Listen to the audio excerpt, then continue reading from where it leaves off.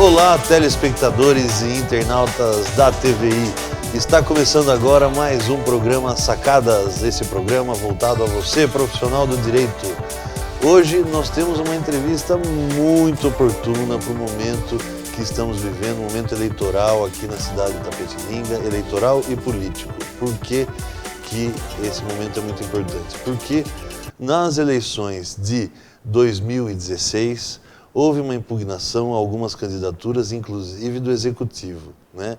E quem patrocinou um dos representados aí eleitoralmente foi o convidado dessa semana nosso, que é o Dr. Eliel Ramos Maurício Filho. Ele é especialista em direito constitucional e também em direito eleitoral. Eliel, olá, muito obrigado por você estar aqui com a gente. Fábio, é um prazer estar aqui com você, eu agradeço o convite, a todos os telespectadores que vão nos ouvir aí hoje. É sempre um prazer poder falar sobre direito eleitoral. Que bacana. Agora, vivemos um momento especial, digamos assim, né? Tivemos uma decisão de bastante relevância, né? Principalmente pelos seus desdobramentos, né? Uma impugnação de uma candidatura, eventualmente julgada procedente nas instâncias finais, poderia até tirar o mandato de uma prefeita. Então eu queria que você contasse desde o começo como é que aconteceu essa impugnação, por que ela aconteceu e como é que isso foi se desdobrando ao longo do tempo. Tudo começou na convenção partidária em que se escolheria o candidato a prefeito. 2016 mesmo. O então pré-candidato, o Écio, minutos antes, tempo antes, durante a convenção, eu acho que estavam numa rodinha de conversa e foi colocado pelo outro candidato, então pré-candidato Marcelo Nannini, uma situação de um acordo político. Né? Eu vou começar dizendo sobre acordo político porque a própria decisão do TSE depois reconheceu esse termo, onde se estava prometendo aos vereadores que tivessem uma votação expressiva, não me lembro agora se 300, 500 votos, é público, está no processo isso, que eventualmente eles viessem até um cargo no Executivo. Isso foi endossado pelo Écio à época. Esse vídeo foi gravado, tomou grande repercussão e chegou às mãos do Ministério Público, da coligação adversária. Houve a impugnação, pedindo que se cassasse a candidatura né, do Écio, e o que foi acatado pelo juiz em primeira instância. Cassou-se a candidatura do Écio e nessa decisão não se cassou a chapa, como de costume. Cassou-se o candidato a prefeito. Até então, nós advogávamos para a coligação. Nesse momento foi feito o recurso competente para o Tribunal Regional Eleitoral, visando anular, visando reverter a decisão do juiz aqui de Itapetininga, e no qual a gente também não teve êxito.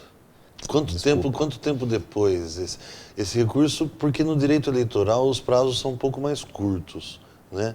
Quanto tempo levou para o Tribunal Regional julgar? Sim, isso é bastante interessante, porque no direito eleitoral o prazo é curto durante a campanha.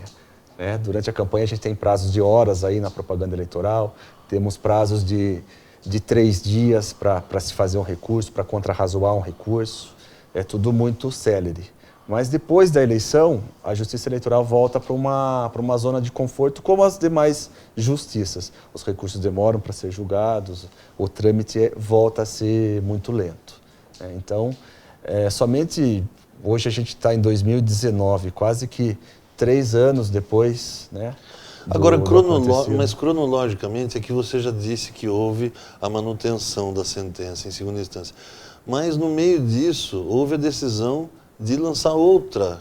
Sim, vamos lá, vamos voltando. Vamos voltar, né?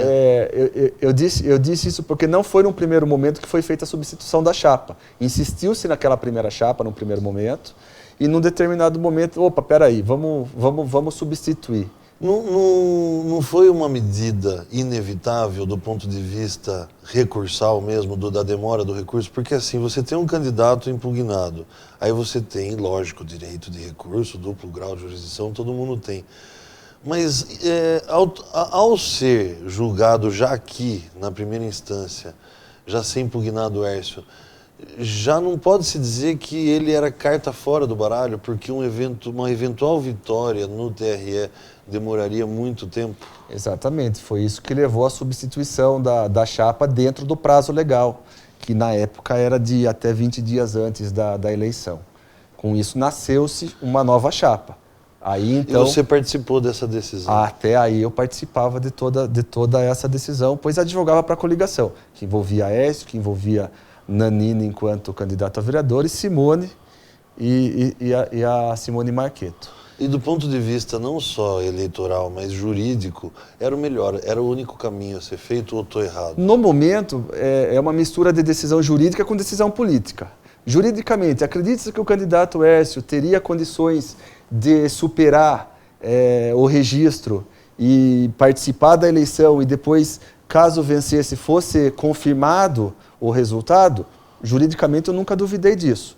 Politicamente, seria a melhor decisão? Aí o jurídico sai de cena e quem resolve isso são os políticos. Naquela ocasião, decidiu-se, então, com a retirada do Aécio e lançou-se uma nova chapa, Simone Marchetto e Coronel Pintor.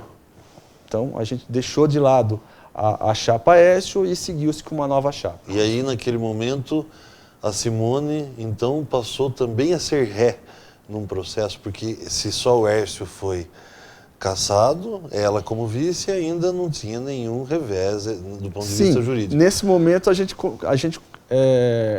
começou-se duas situações jurídicas distintas. Uma, o então candidato Aécio, cassado, não mais podendo participar das eleições. Mas a cassação também gerava, a cassação também gera inegibilidade por 8 anos. É uma pena.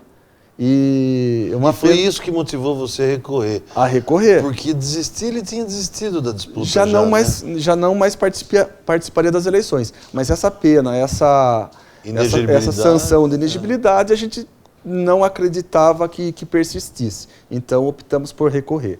Com relação ao Nanini e à Simone, a gente trabalhou até esse momento e depois eles partiram com outros advogados para trabalhar, para defender o interesse deles já no Tribunal Regional Eleitoral.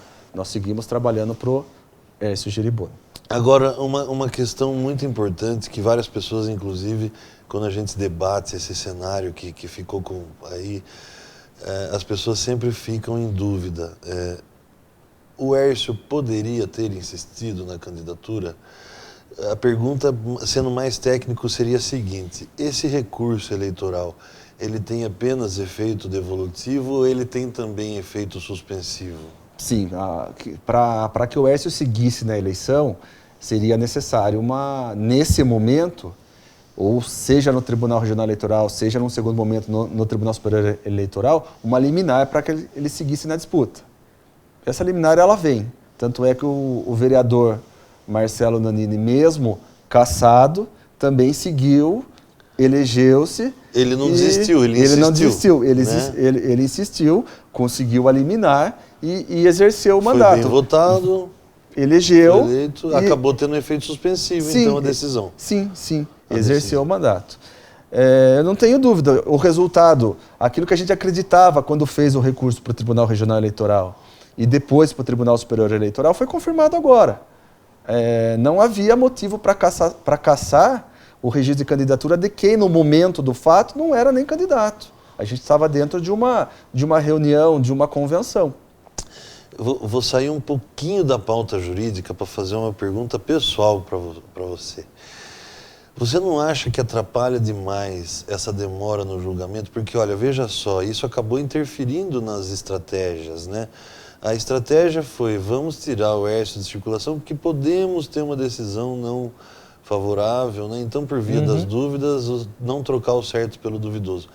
Mas eu queria saber a sua opinião, essa morosidade, esse tempo todo que levou, a impugnação foi em meados do segundo semestre, deve ter sido mais ou menos setembro, né, de 2016. Às vezes. Para você ter uma decisão final em 2019, você não acha que é muito tempo, que atrapalha demais o próprio cenário eleitoral, a própria democracia, o exercício da democracia em si? Sim, teoricamente, as ações que versam sobre registro de candidatura deveriam ser julgadas antes das eleições. E no máximo 30 dias transitar, né? Em última instância, a lei diz isso. Na prática a gente sabe que não acontece.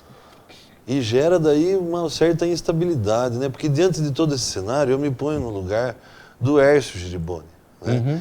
Que tinha uma boa aceitação nas urnas, vamos dizer, né? Ele tinha uma boa votação, estava bem cotado naquele momento, e teve que respeitar a morosidade. Ele não teve que fazer uma análise só da conduta e só jurídica, ele teve que respeitar a morosidade da justiça. Poderia trazer dissabores e não sabores, né? Sim. Vamos dizer assim. É uma coisa que deveria estar mais célere. Né? Infelizmente, ainda a justiça eleitoral a gente ainda considera uma das mais céleres aqui no Brasil. A gente sabe que processos na justiça comum, na justiça federal, demoram muito mais, né, a serem julgados pelos tribunais superiores. Mas, mesmo assim, na justiça eleitoral, esses casos, infelizmente, eles interferem diretamente, às vezes, no resultado, no deslinde das eleições. Um candidato cassado não pode participar, ou um candidato liberado, muitas vezes depois é cassado. A gente tem eleições no meio de mandato, né? Agora, vamos entrar um pouquinho agora no mérito do ato praticado, né, pelo Hércio ali, pelo Marcelo. Isso rendeu pano para manga, foram várias discussões em várias instâncias que você travou. Qual é, na sua opinião, o momento em que um candidato realmente merece ser impugnado, que ele realmente abusa do poder econômico? Por que, na sua opinião, queria que você explicasse, por que, na sua opinião, a conduta dos dois não chegava a afrontar a legislação, né? Porque a sua defesa foi exatamente essa. Exato. Né? São dois, a defesa tinha por base duas situações. A primeira delas, a prova ilícita. Uma gravação ambiental, né? Sem conhecimento, em princípio sem conhecimento dos interlocutores ali. É incorreto afirmar que uma prova como essa só serve para absolver o réu numa situação penal e que para outros fins eleitorais, cíveis, é uma prova ilícita? É correto afirmar isso ou não? Então, já partindo da decisão do próprio TSE, que virou jurisprudência, antigamente entendia-se, a Justiça Eleitoral entendia que a gravação ambiental sem conhecimento dos interlocutores não era permitida. Hoje, no nosso caso, esse entendimento mudou. Hoje, o Tribunal Superior Eleitoral entende como válida a gravação ambiental, então mesmo sem conhecimento dos interlocutores. Então, nesse particular, você perdeu o argumento. Sim, isso foi superado. Foi superado, era um dos nossos argumentos, o que nos desanimou um pouco, porque esse recurso ele foi julgado em várias etapas. Foram 4 ou 5 sessões no TSE, vários ministros pediram vistas, o assunto era muito conturbado mesmo, tanto a questão do Hércio quanto a questão da Simone. Com várias matérias a serem debatidas, questões sui generis, então o julgamento demorou bastante por conta disso também, né? O próprio Tribunal Superior Eleitoral teve que se debruçar sobre a matéria, mudou o entendimento, e isso também retardou bastante o julgamento. E a gravação, então, podemos dizer que a partir de agora é uma prova lícita. Está convalidado pelo Tribunal Superior Eleitoral. E ficar esperto, aí o pessoal fica esperto na hora de fazer convenção, porque celular gravando hoje é normal. Até que mude a jurisprudência, porque a gente, né, que atua bastante, principalmente na Justiça Eleitoral, a jurisprudência muda de eleição para eleição. O que a gente aprende numa eleição não se aplica na próxima. As resoluções vêm para definir a regra do jogo a cada eleição e é comum que as regras do jogo se alterem. E o judiciário está legislando, né? Como sempre. Como sempre, né?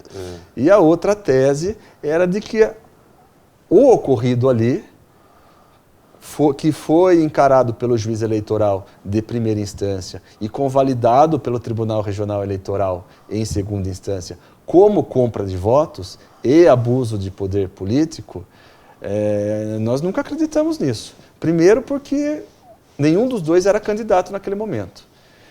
Segundo, porque moral ou imoral, a gente vive no Brasil, faz parte do jogo político. Esses acordos políticos fazem parte do jogo. É a pergunta que eu ia fazer para você. Eu ia colocar uma situação hipotética para a gente sair só um pouquinho do processo, até porque, de repente, fica até delicado falar muito, né? Você atuou. Eu vou propor uma situação para você para as eleições de 2020 aqui. Eu, Fábio, quero sair candidato. Sim. Contrato você para fazer uma assessoria preventiva, para me assessorar e não me deixar fazer besteira, né? Até que ponto eu não posso negociar se a própria legislação já prevê que os cargos, por exemplo, de primeiro escalão, o secretariado, é todo político? Cargo de confiança. Cargo de confiança e político, está na lei. Né? Até que ponto eu não posso prometer e compor com o partido e dizer assim, você vai ser secretário de educação, não sei, você vai estar no meu primeiro escalão do meu governo. Até que ponto isso é ilícito se a própria lei já fala em cargo político, em cargo de confiança? Como é que você enxerga? Como que você me orientaria? Eu falo, olha, Léo, eu sou candidato, eu vou lá fazer uma convenção, vai estar um monte de gente lá que eu estou interessado em trazer para mim, são partidos que me ajudariam se estivessem comigo e tal. O que eu posso prometer para os caras? Eu não posso falar que vai me ajudar na administração, que vai compor comigo? Não posso? Como você me orientaria, né? Como a gente falou e o tribunal entendeu, faz parte do jogo. Faz parte, né? Faz parte do jogo e a ideia, nesse caso em particular, era de que vereadores que têm uma votação expressiva, independentemente da quantidade de votos, depende de cidade para cidade. O que significa isso? Que ele tem uma certa... o povo, o cidadão queria, talvez ele não tivesse atingido o número de votos necessários para ter mandato, mas grande parcela da população queria que ele fosse representante, seja de um bairro, seja de uma comunidade, seja de um... Representa algum segmento, né? Exatamente. Então isso, para o prefeito eleito, eu acho que traria uma facilidade maior de administrar a cidade, de administrar os problemas da cidade. De aproximar, inclusive, aquele segmento representado dele, executivo. Sim, né? Porque não é porque o vereador foi eleito que o não eleito vai deixar de representar um setor, ou uma comunidade, ou um bairro. A gente sabe, Itapetininga não é uma cidade muito grande. Todos os bairros, todos os distritos têm um representante, tem alguém que luta por eles, seja perante a prefeitura, seja perante outros órgãos. Então, no meu entendimento, aquilo que se propôs naquele movimento foi isso. O que é muito diferente de compra de voto. Compra de voto, a gente está falando lá do poder econômico propriamente dito. Aí sim, poder econômico. Eu tenho dinheiro, eu vou comprar, eu vou dar cesta básica, eu vou dar... dentadura. Tudo aquilo que a gente já conhece, um pé de sapato agora, outro depois. Aí sim a gente vai falar de compra de voto, mas aqui o que não foi entendido, nem em primeira nem em segunda instância. E o acórdão ainda não foi publicado, mas a gente que acompanhou os julgamentos viu que o entendimento dos ministros foi exatamente nesse sentido. Além da ausência de potencialidade.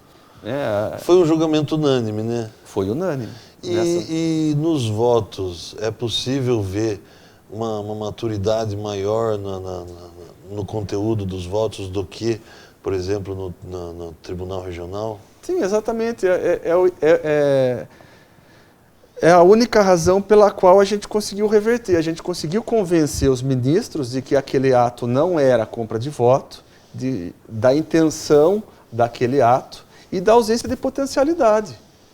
Eu acho que para se cassar o registro de candidatura, como aconteceu aqui na nossa cidade com outro candidato, né, tem que ter uma potencialidade muito grande, tem que interferir no resultado da eleição.